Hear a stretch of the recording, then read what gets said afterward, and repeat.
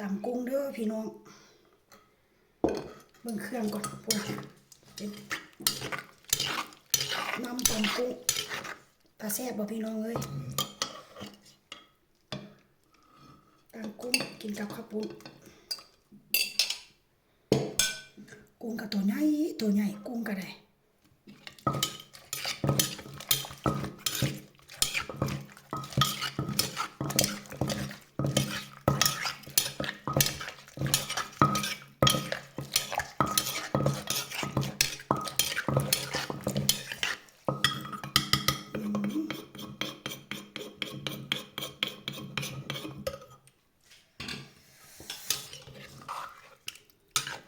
ตาแซ่บบ่นี่นะ